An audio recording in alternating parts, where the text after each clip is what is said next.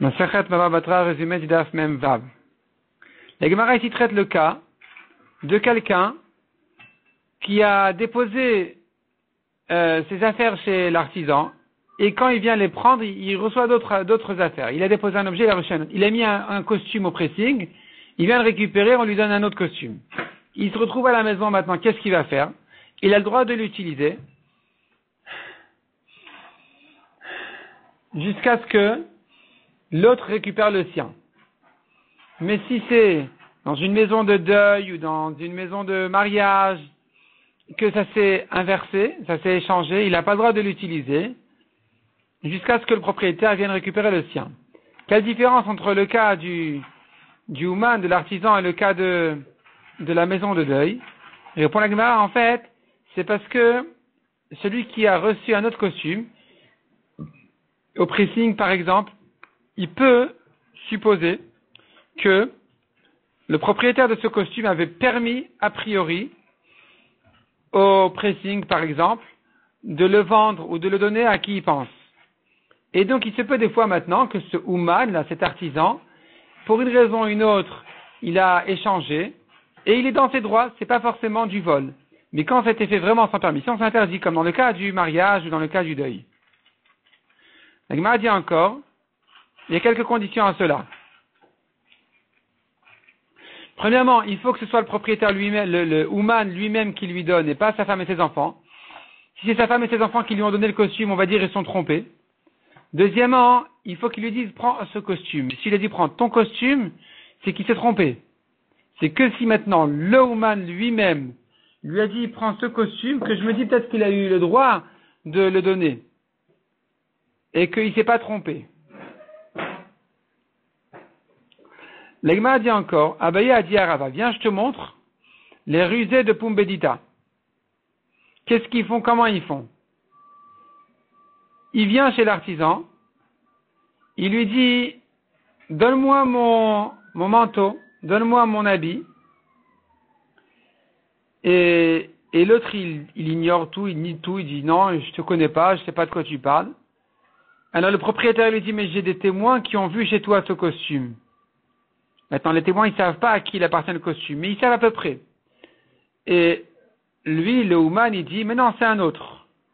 Alors le Balabait lui dit, mais sors-le et montre-le si c'est un autre. Viens me le montrer. Il lui dit, non, je te promets que je ne sors pas, j'ai pas que ça à faire qu'à te sortir maintenant les costumes des gens.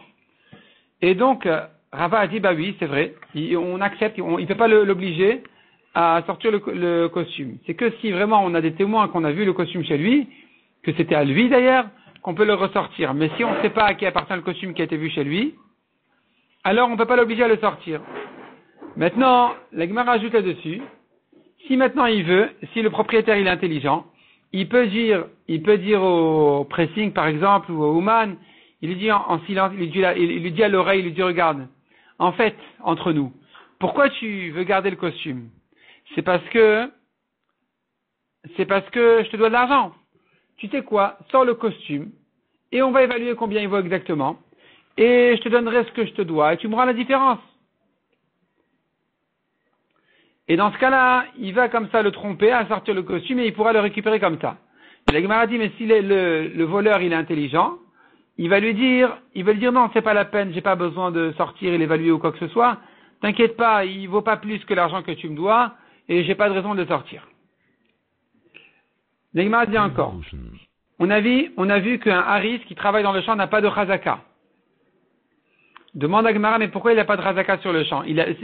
Alors que jusque-là, en tant que haris, il travaille dans le champ, il mérite que la moitié des fruits. Et là, ça fait 3 ans qu'il mange tous les fruits, qu'il prend tous les fruits à lui-même. Donc c'est vraiment la preuve que c'est à lui. Répond la Gemara, il s'agit d'un haris qui est là depuis déjà des générations. C'est le haris de la famille depuis toujours.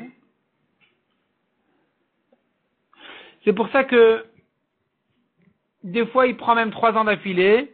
Et il s'arrange avec le propriétaire, moi 3 ans, toi 3 ans.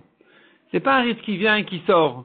C'est un risque qui vient et qui sort pour 1 an, 2 ans. Ils font moitié toutes les années sur la récolte.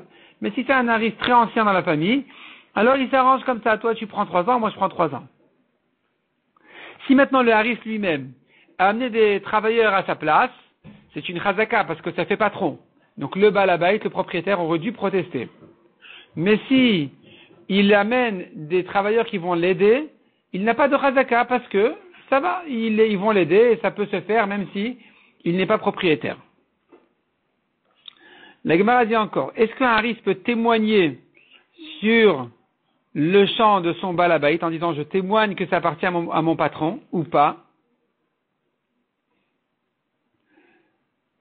La Gemara ramène là-dessus deux cas. Dans un cas, il peut témoigner, dans un cas, il ne peut pas témoigner. Ça dépend s'il a déjà pris la récolte ou pas. Si le champ est vide, alors, en principe, il a plus d'intérêt maintenant à témoigner pour son patron. Donc, il peut témoigner. Mais s'il y a la récolte sur son champ alors qu'il a travaillé toute l'année, il a intérêt à dire que ça appartient à son patron de manière à qu'il puisse prendre la moitié de la récolte. Dans ce cas-là, il ne peut pas témoigner parce qu'il a des intérêts personnels. La Gemara ramène encore une braïta qui dit, un garant ne témoigne pas un garant peut lui témoigner sur les champs de l'emprunteur, à condition que ce ne soit pas le champ unique. Si c'est le champ unique, alors il a un intérêt de témoigner, parce que ça va éviter au prêteur de rechercher les champs du garant. Mais si l'emprunteur a d'autres champs de toute façon, donc le garant ne se sent pas concerné, il n'est pas en stress, et donc il peut témoigner pour l'emprunteur. De même, un prêteur peut témoigner sur les champs de son emprunteur, à nouveau à condition que l'emprunteur ait encore un deuxième champ. De même, le premier acheteur du vendeur peut témoigner sur un champ des acheteurs suivants de son vendeur. Et à nouveau à condition qu'il ait un autre champ, parce que si c'est le seul champ que ce deuxième acheteur a, alors le premier acheteur a un intérêt à le laisser entre les mains de ce dernier acheteur, de manière à ce que le créancier de leur vendeur puisse aller d'abord chez le dernier acheteur. D'abord, il va chercher chez les derniers champs, ensuite il va remonter plus haut.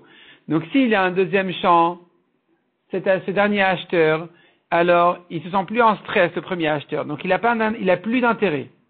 Il a plus d'intérêt à témoigner, donc on peut le croire. Mais si c'est le seul champ, alors il ne peut pas témoigner. Un garant kablan. Garant kablan, ça veut dire, c'est un garant tellement fort que s'il est comme l'emprunteur lui-même, le prêteur peut aller directement chez ce garant. Avant même d'aller chez l'emprunteur, il peut aller chez ce garant-là directement. Est-ce qu'il peut témoigner maintenant sur les champs de l'emprunteur ou pas? La Gemara ramène là-dessus une version qui dit oui, une version qui dit non. Ceux qui disent oui, il le compare à un garant habituel, qui peut témoigner s'il y a d'autres champs. Celui qui dit non, il dit il peut pas témoigner, même s'il y a d'autres champs, il peut pas témoigner, parce que il a tellement peur qu'on vienne le voir.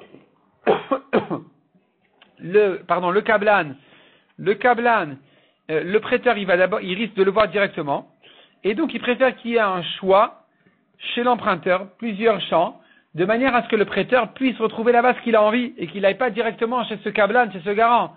C'est pour ça que maintenant le kablan en question, il veut témoigner sur les champs de l'emprunteur, pour qu'il y ait un grand choix, et que le prêteur ne vienne pas chez lui directement, donc d'après ça, il ne pourra pas témoigner.